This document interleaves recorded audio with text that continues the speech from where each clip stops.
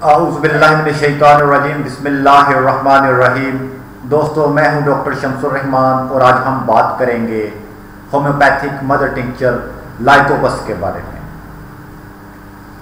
लाइकोपस के हम रोल को तकसीम कर लेते हैं। सबसे पहले हम इसको थायराइड पर देखेंगे। लाइकोपस का शुमार हाइपरथायराइडिज्म की बेहतरीन दुआओं में किया जाता है।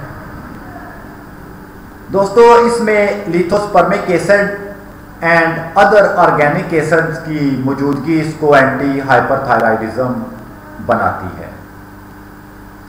ओवर एक्टिव थायराइड ग्लैंड को लाइकोपस कंट्रोल करके TSH, T3 और T4 के लेवल को बैलेंस कर देती है।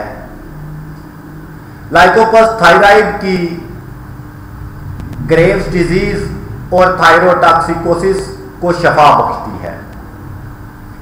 And lycopus inhibit the binding of antibodies to the thyroid gland.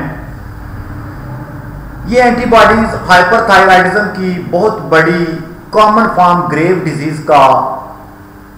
Disease का सबब बनती हैं, जिनकी बाइंडिंग को लाइकोपस रोक देती है।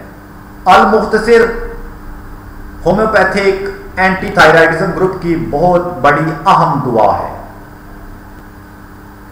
अब हम इसका सेकंड रोल देखते हैं गाउट में।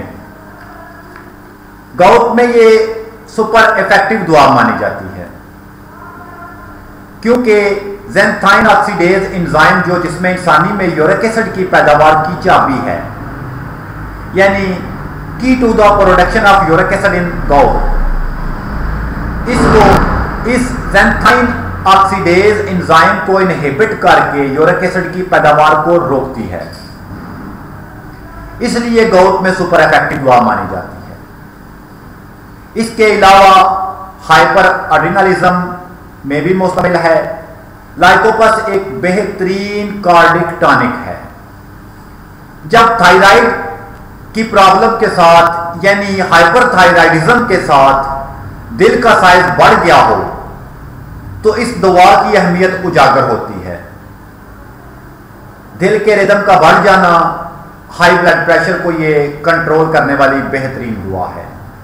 अब हम इसकी डोज के बारे में जानते हैं। हाइपरथायराइडिज्म में तो इसका इस्तेमाल 10 से 12 हफ्ते तक होगा, जबकि गाउट में, गैंठिया में, यूरिक एसिड में ये 1 हफ्ता में यूरिक एसिड कंट्रोल कर लेती है। लेकिन कम से कम इसका 2 से 3 हफ्ते मुआवन अद्वियात के साथ इस्तेमाल कराया जाना बेहतरीन नताइज बरामद करता है। आपसे गुजारिश है कि हमारे चैनल को सब्सक्राइब कर लें, वीडियो को लाइक और दोस्तों में शेयर करना ना भूलें।